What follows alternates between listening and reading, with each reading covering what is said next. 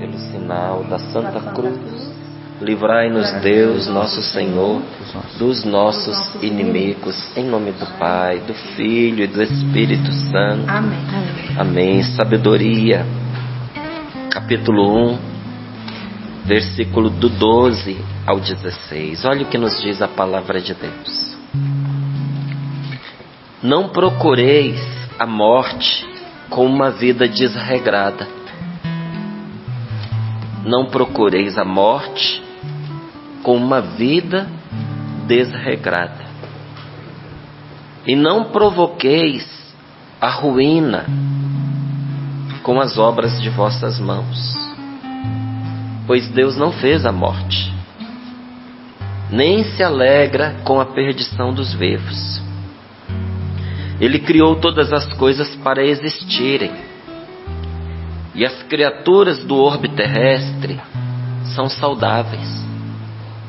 Nelas não há nenhum veneno mortal. E não é o mundo dos mortos que reina sobre a terra, pois a justiça é imortal.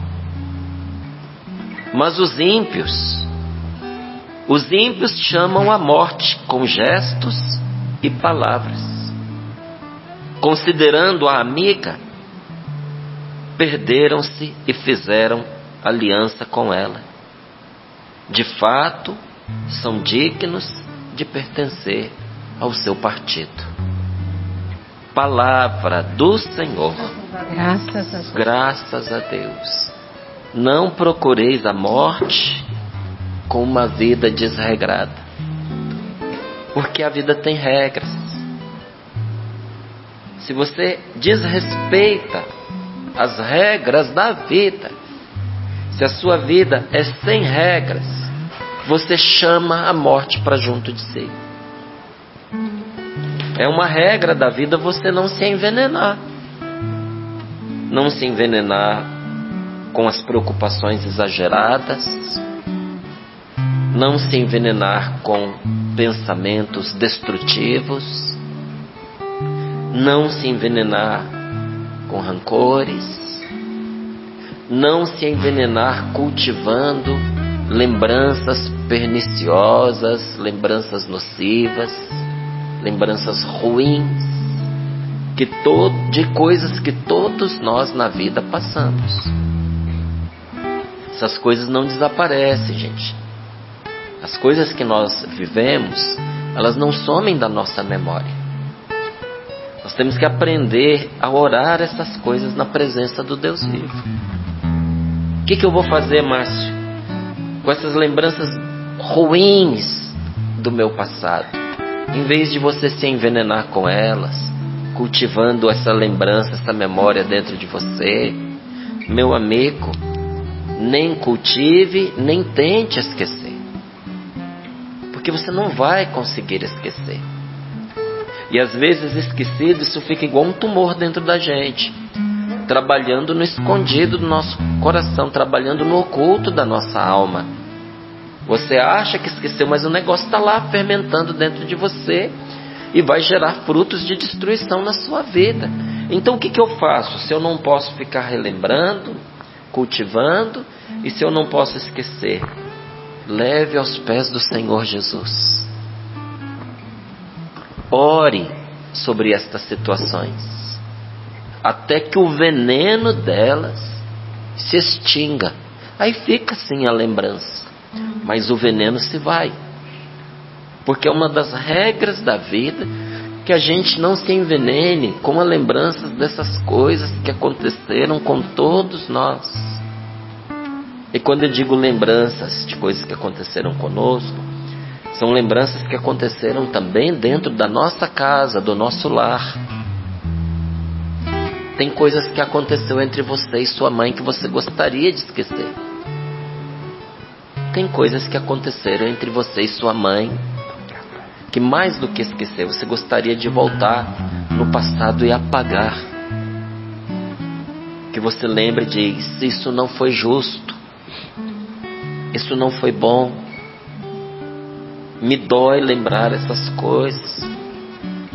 E por vezes não são coisas que a sua mãe fez com você, mas coisas que você presenciou ela viver ou ela fazer.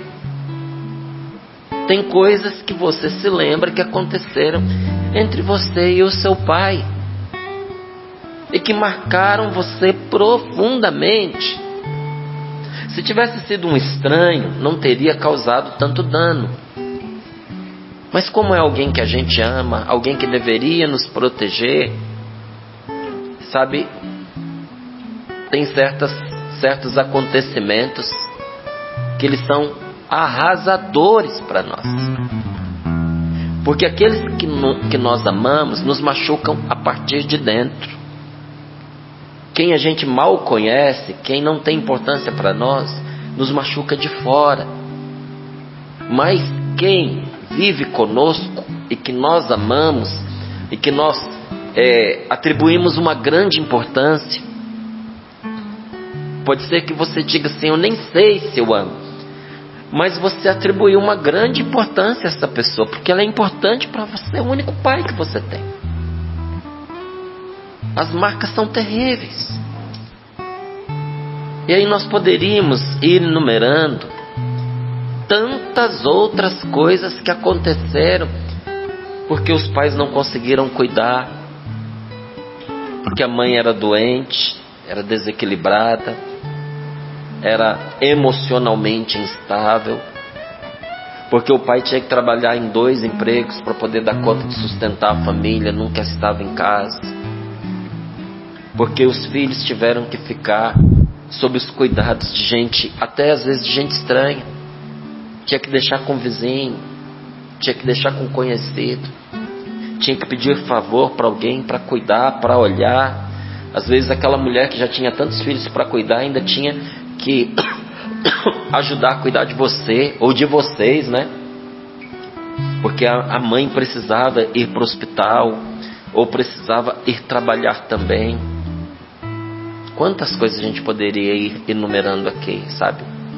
As oportunidades perdidas, o tempo desperdiçado, mas não resolver essas coisas. E para mim o melhor lugar para a gente resolver isso é em oração, na presença de Jesus. Como é que você pode dizer uma coisa dessa, mais? Experiência. Simples assim. Levar essas coisas diante de nosso Senhor para resolvermos, para que isso não continue envenenando a nossa vida, porque faz parte das regras da vida a gente não se envenenar com aquilo que foi tóxico no nosso passado. Mas é uma regra? É. E essa regra, quando é desrespeitada, traz morte para a gente, mata a nossa alegria, mata os nossos sonhos, mata os nossos bons relacionamentos, mata a paz de nós com nós mesmos, mata a nossa paz no relacionamento com as pessoas, porque aí a gente começa a se relacionar com os outros a partir das nossas feridas. E é claro, se uma pessoa começa a ser atingida pela nossa maneira ruim de se relacionar com ela, ela começa a responder de forma negativa. Aí a gente tem que lembrar que o outro também tem uma história difícil. E daqui a pouco nós temos 2 pessoas que se amavam, que se respeitavam, se degladiando uma com a outra. Por quê? Por causa de um passado não resolvido, por causa de feridas não curadas. Quando a sensibilidade de um esbarra com a sensibilidade do outro, e o amor e o respeito não são grandes o suficientes para suportar esse choque, não é? É uma regra da vida que a gente não se envenene pelos excessos, pelo excesso da comida, pelo excesso da bebida, pelo excesso dos prazeres.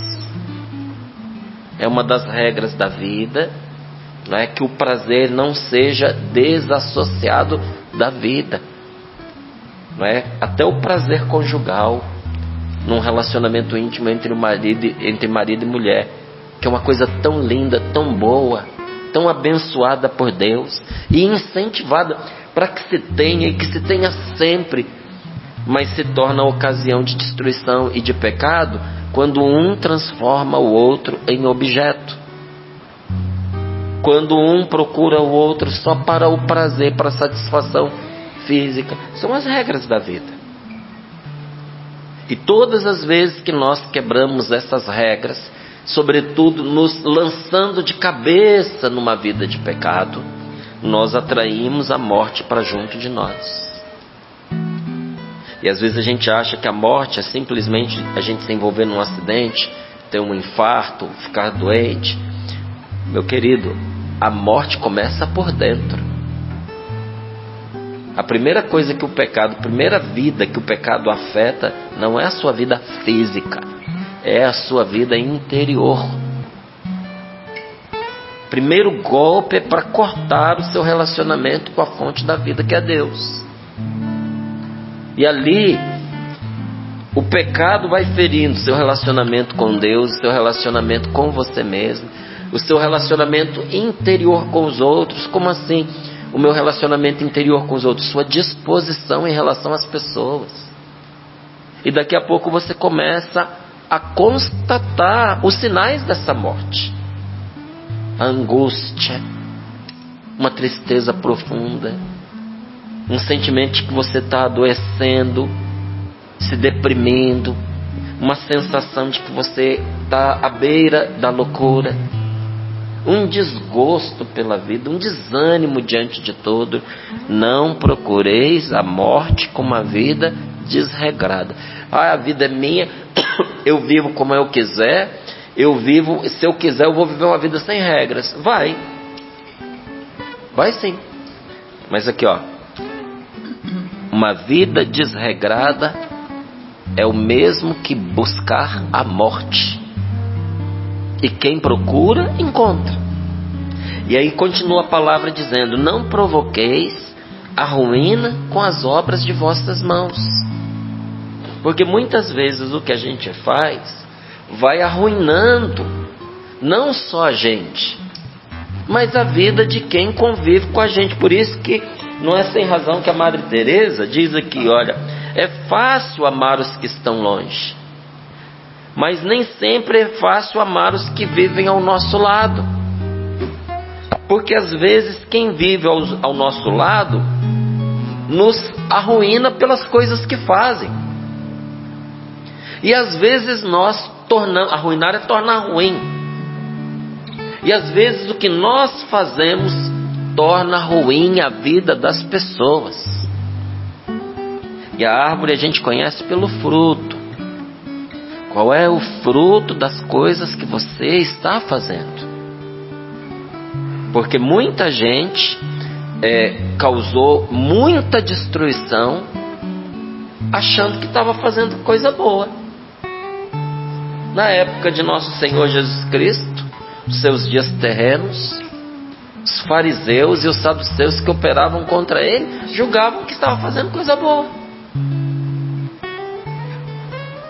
Paulo, que antes era chamado Saulo, perseguiu os cristãos em nome de Deus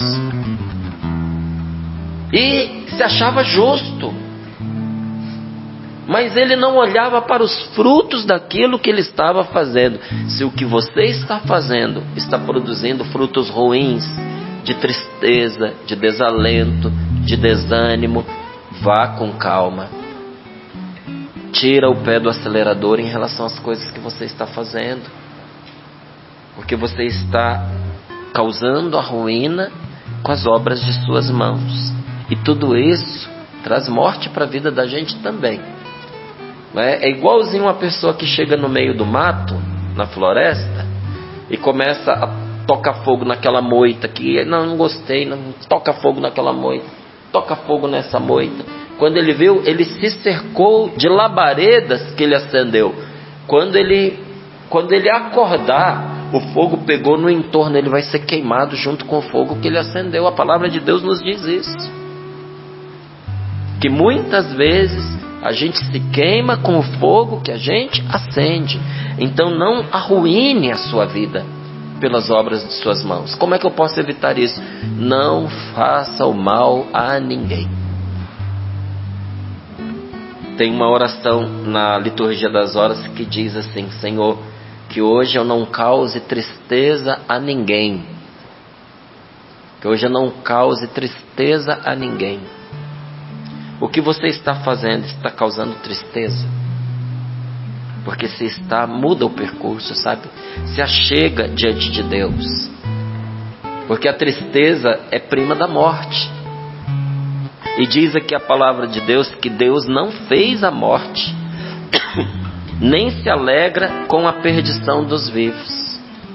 Deus não fez a morte e não se alegra com a perdição de ninguém. Ele criou todas as coisas para existirem, e as criaturas do orbe terrestre são saudáveis. Nelas não há nenhum veneno mortal. Mas, Márcio, tem coisas nesse mundo que são venenosas. Como que Deus não fez nada que tenha um veneno mortal? Se uma serpente pode tirar a vida de uma pessoa, pode tirar a vida física, mas não pode matar a alma. Pode morder alguém, não é? E causar o óbito desta pessoa. Mas uma cobra não tem o poder de destruir esta pessoa, tirá-la da existência e arrancá-la da presença de Deus. Não tem, não é? Mas aí vem aqui a palavra e diz assim, não é? Não é o mundo dos mortos que reina sobre a terra, pois a justiça é imortal. Não é o mal quem impera, porque o justo juiz prevalece sobre todas estas coisas. E um dia a vitória de Deus vai se manifestar definitivamente. Mas enquanto isso, olha o que diz a palavra: os ímpios chamam a morte com gesto e com palavras, considerando-a amiga, perderam-se e fizeram aliança com o mal, fizeram aliança com a morte. De fato, se tornaram dignos de pertencer ao partido da morte, terão parte com a morte, serão alcançados pela morte. E aqui não está falando da morte física, que se estava falando já que nesse mundo tudo que Deus criou não tem nele nenhum veneno mortal, e a gente sabe que uma serpente é capaz de tirar a vida do corpo.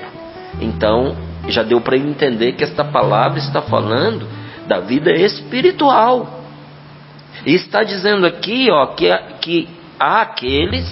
Quem é o ímpio?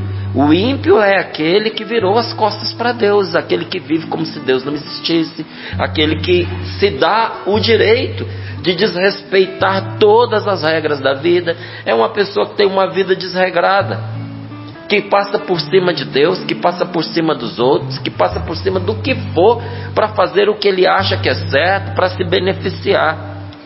Diz a palavra que esta pessoa está chamando a morte com gestos e palavras.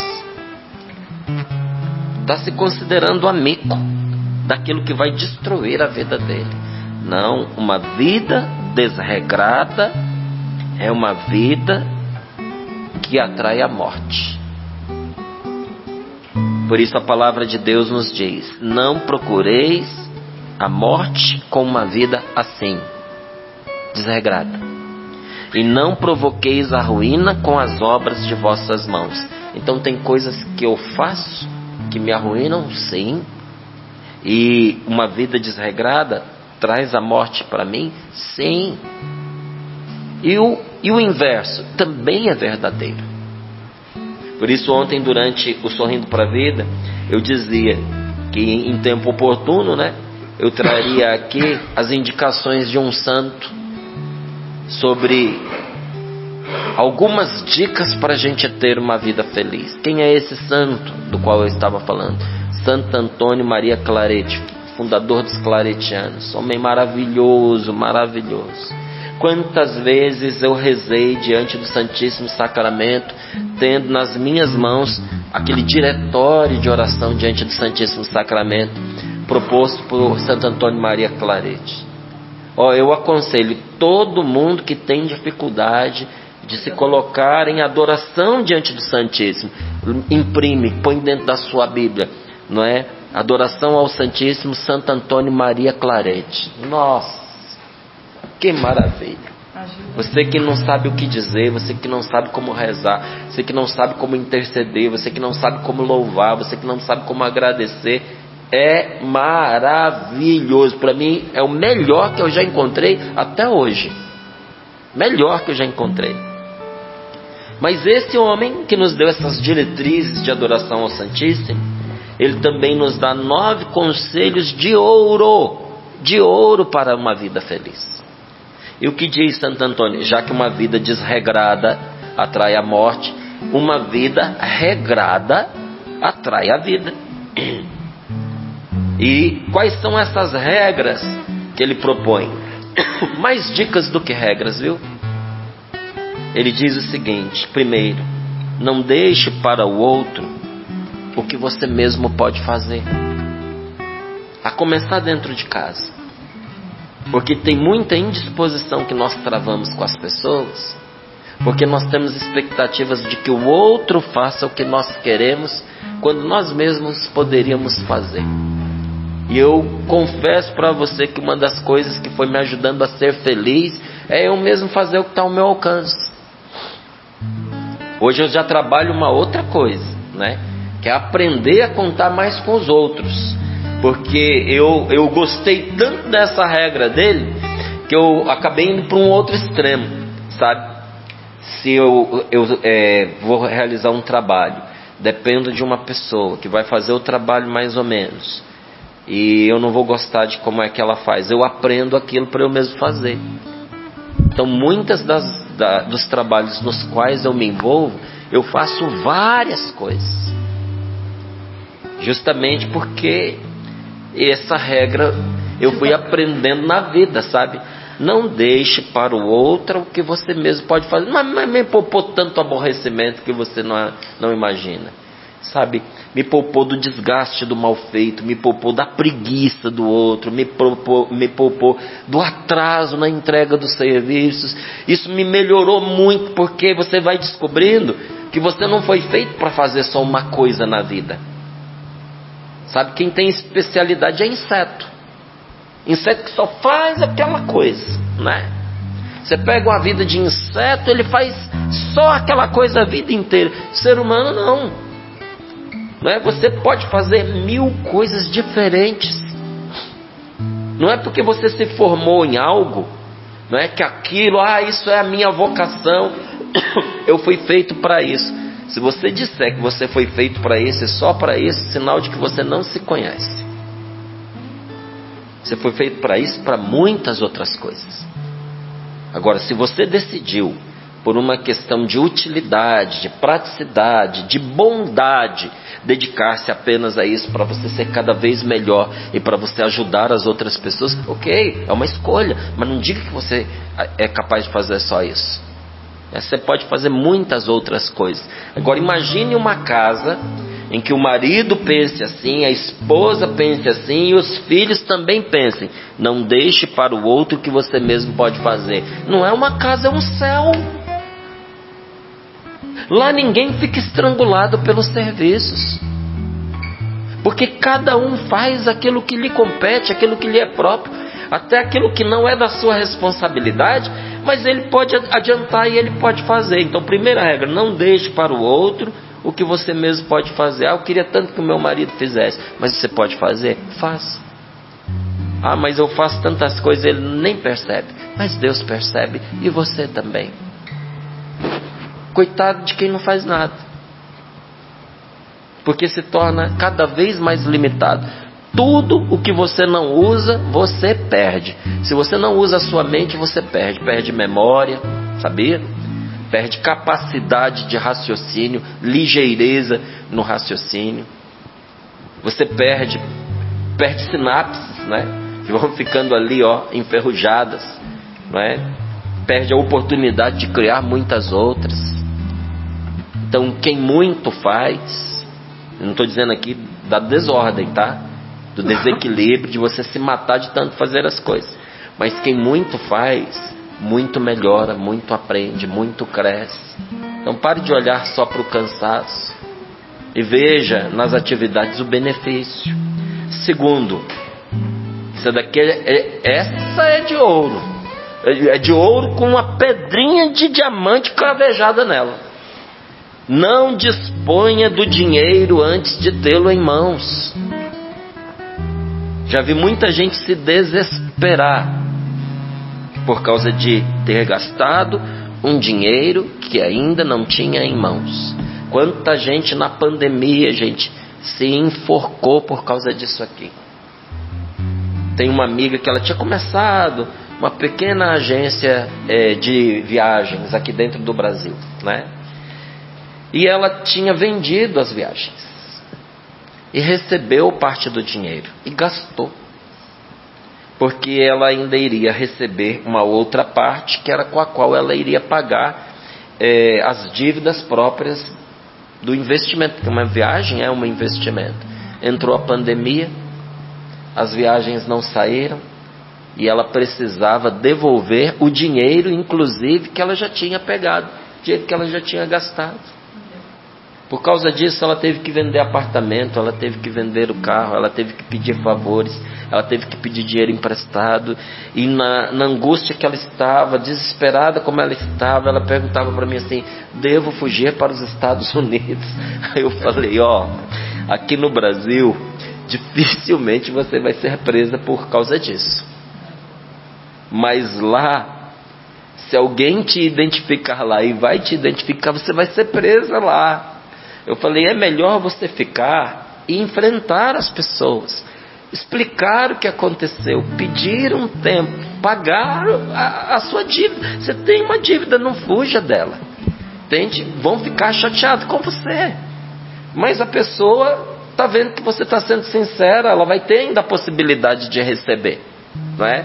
Ninguém estava esperando uma pandemia, mas tudo isso poderia ter sido evitado se a pessoa não tivesse disposto de um dinheiro que não tinha em mãos. E aqui está o grande problema dos cartões de crédito. Cartão de crédito é um dinheiro que não é seu, é crédito, não é dinheiro.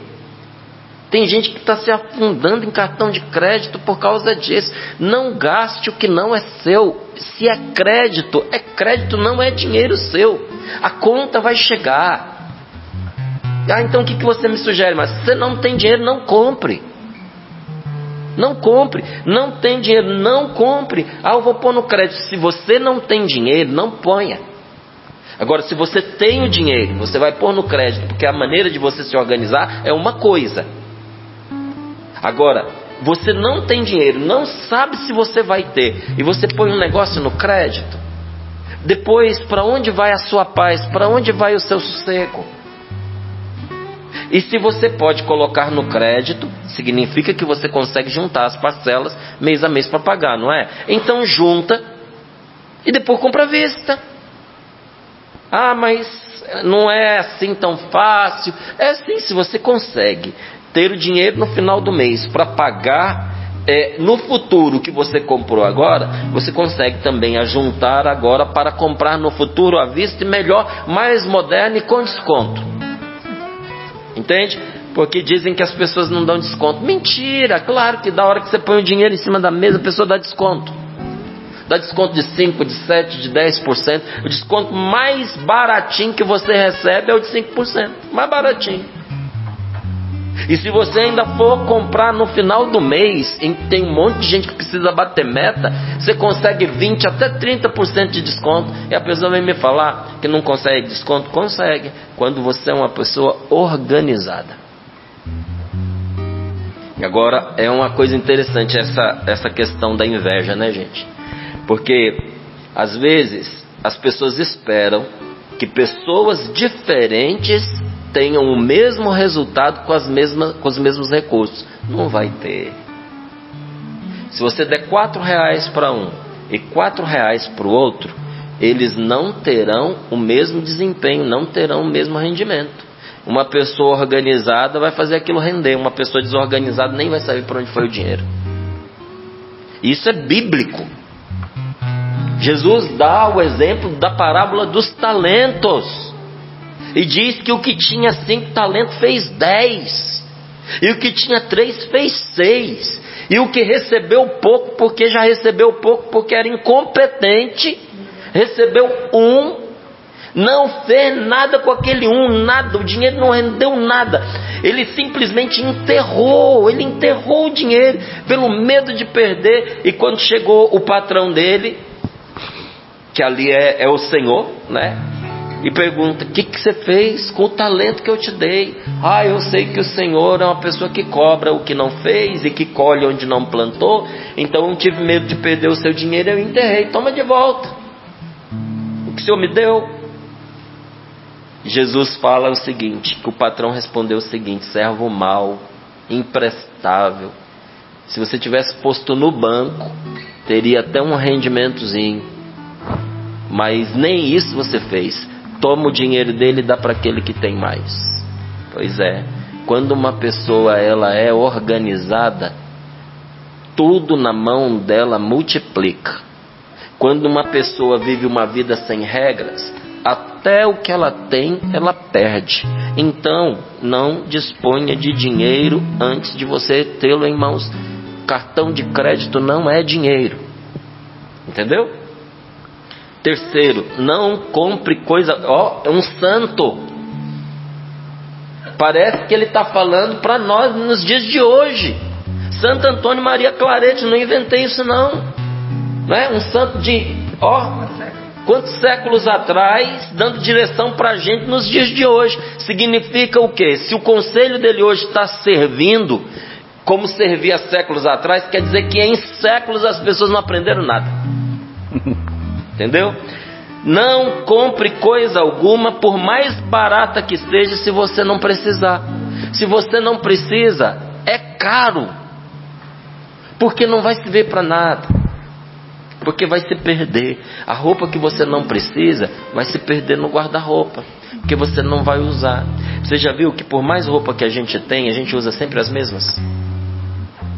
Sempre as mesmas. Se tiver 50 calças no seu guarda-roupa, você vai usar aquelas 2 ou 3. Se você tiver 30 calças, você vai usar aquelas 2 ou 3.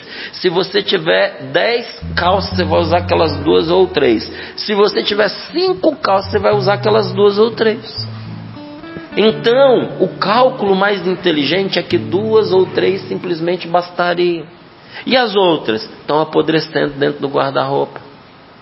A comida que você compra e que você sabe que não vai precisar, vai estragar na despensa. Não é? Às vezes a pessoa aí num desejo de ostentar 3, 4 carros na garagem, porque tem gente que tem. Você só consegue sentar num banco, meu filho. Para que você vai ter 3, 4 carros da pessoa que ela não empresta para ninguém? Algum está lá estragando. Então, se você não precisa, não compre. Mas está na promoção, não compre. Black Friday, não compre. Eu vou perder essa oportunidade. Não, você vai ganhar a oportunidade de se preservar de um gasto desnecessário. Boa, maravilhosa. Não é boa não, é maravilhosa. Ruim de ouvir, mas ótima de viver, tá? Eu sei que tem gente que ouve essas coisas, fica nervoso, não gosta, principalmente se está ouvindo acompanhado, porque diz assim: poxa, esse cara tinha que falar isso justamente na frente desse que está aqui do meu lado, ouvindo. Nossa, não assisto mais. Não. Você está com a mulher, ela está com o canto aberto? É, bem assim, tá? Mas é melhor você ficar chateado de ouvir isso com quem você não gostaria que estivesse ao seu lado, do que ninguém te avisando, porque ninguém te avisa isso, não é conveniente. Você não vai... é a Canção Nova sempre indo na contramão de tudo. Não é? Ensinando você a não gastar. Quando todos os outros canais de televisão estão ensinando você a gastar. Por quê? Porque a Canção Nova existe por causa de você, para ajudar você, para tirar você, pela graça de Deus, de qualquer buraco que você esteja. Não é? E te empurrar na direção da vida. Quarto, depois você vai lá no seu quartinho, fecha a porta e xinga. O nome dele é Santo Antônio Maria Claret, tá? Fica com raiva de mim não, fica com raiva dele. Quarto, nunca se arrependa de ter comido pouco. Uau! A pessoa sai da festa e diz: devia ter comido mais. Não, graças a Deus que você comeu menos, porque a morte também entra pela boca. Tem muita doença que entra pelo que você come. Então, se arrependa de ter comido muito. Não se arrependa de ter comido pouco. Quinto, evite o orgulho, porque o orgulho é pior do que a fome, é pior do que a sede e é pior do que o frio. O orgulho arrasa você. Ontem a palavra até dizia isso pra gente, né? Na nossa meditação. A mais bela mansão se arruína pelo orgulho. Os dons mais esplêndidos se arruinam pelo orgulho. As vocações mais brilhantes se perdem pelo orgulho. Gente, quanta gente boa por causa do orgulho se perverteu. Traiu a vocação que recebeu e desonrou o lugar onde Deus o pôs. Porque está no lugar que foi posto porque Deus o pôs ali. Mas pelo orgulho a pessoa trai até o lugar onde Deus a colocou. Não. Vamos pedir ao Espírito Santo que nos dê a graça de um coração humilde, porque o orgulho é pior do que a fome. Tem gente que passa fome, mas não aceita ajuda. Tem gente que morre de sede, mas não aceita ajuda. Tem gente que passa frio, mas orgulhosa, ela não admite que está passando necessidade.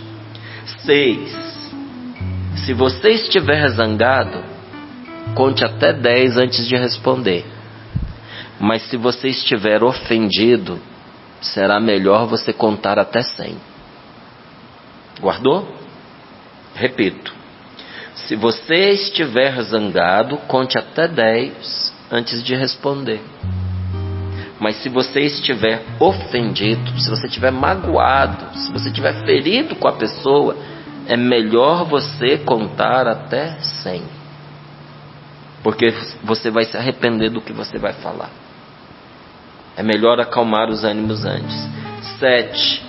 A resposta suave e humilde quebra a ira, mas as palavras duras excitam o furor. Se você responde uma pessoa violenta, agressiva, que está vindo contra você, se você responde com suavidade e humildade, isso aqui eu tenho que pedir muito para Deus. Porque às vezes a gente tem um temperamento que não ajuda, né? Às vezes o temperamento da gente unido a uma surpresa. Hoje o Senhor já me educou muito, mas de vez em quando a gente é pego de surpresa. E quando você é pego de surpresa, a hora que você viu, você já falou, você já respondeu, você já esbravejou, você já foi duro com a pessoa. Mas agora, graças a Deus, quando eu tenho a oportunidade, né, de perceber a situação, por isso que a gente precisa vigiar e orar, por isso que a gente precisa ficar esperto, desperto, nos manda a palavra de Deus, para que situações assim não peguem a gente de surpresa. Quando alguém chegar para você no intuito de arrumar uma confusão, uma briga, olha, nunca vai ser bom para você. A briga nunca é boa, sabe? A violência nunca, em nenhuma situação é boa. Às vezes ela é necessária, mas nunca é boa. Então a resposta suave e humilde quebra a ira. Se a esposa está nervosa dentro de casa, responda com suavidade e humildade.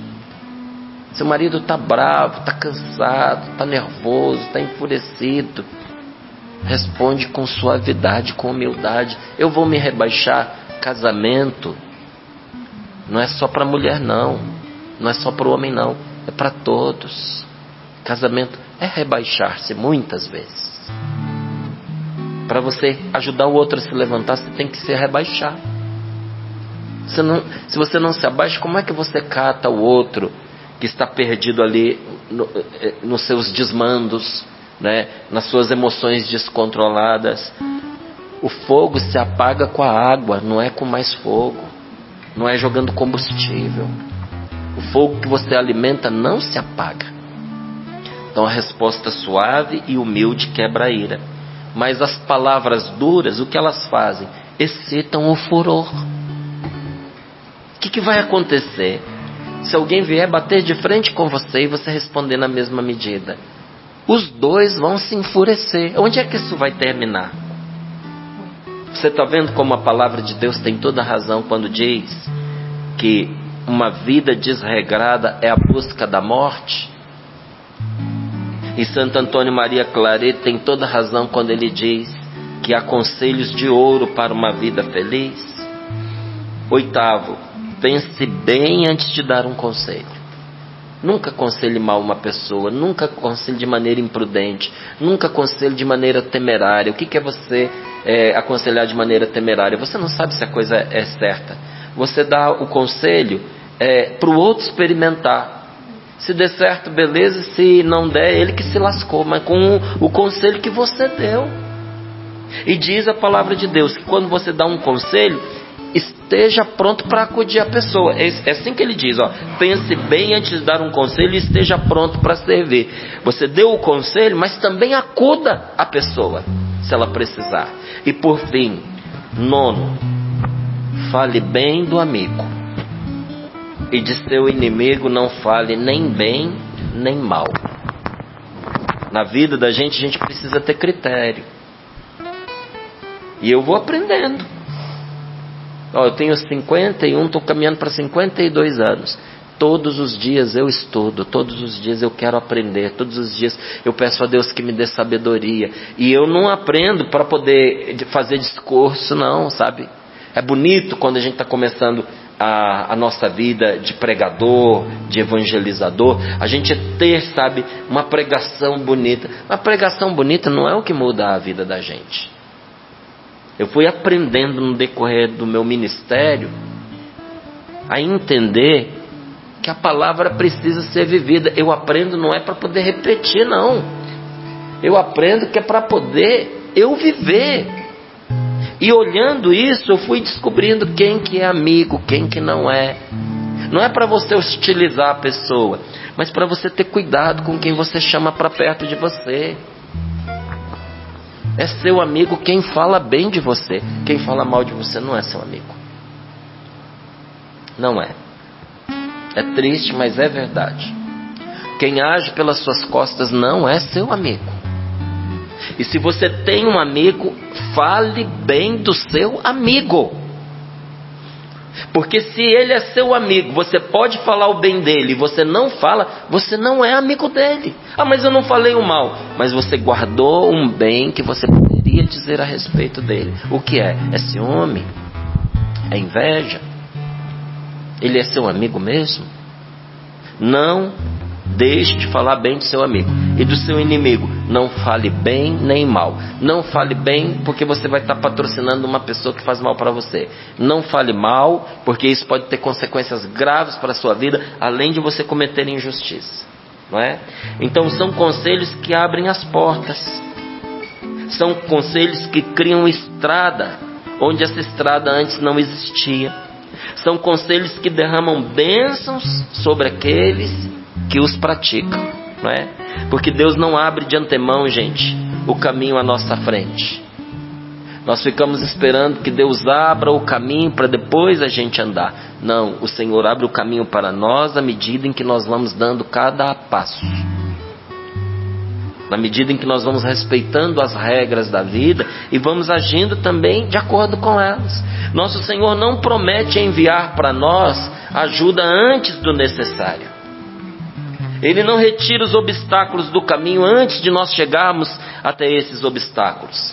Mas quando nós chegamos ao extremo da nossa necessidade, quando a gente foi ao limite do que a gente podia, quando a gente viveu essa primeira regra, que é não deixar para o outro aquilo que a gente pode fazer, naquela hora onde a gente se esgotou, onde nosso potencial foi extraído ao máximo, ali está a mão de Deus estendida.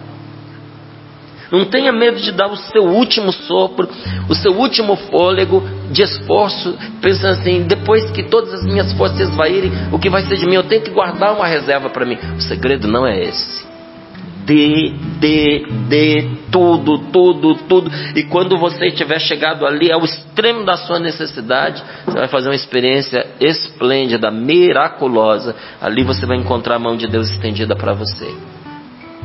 Muitos se esquecem disso e estão sempre ansiosos por causa das dificuldades que prevêem para o futuro. Como é que será o dia de amanhã? Meu Deus, e as dificuldades, e a sociedade está mudando, e o governo está mudando, e a economia está mudando, e as pessoas estão mudando, a vida está desesperadora.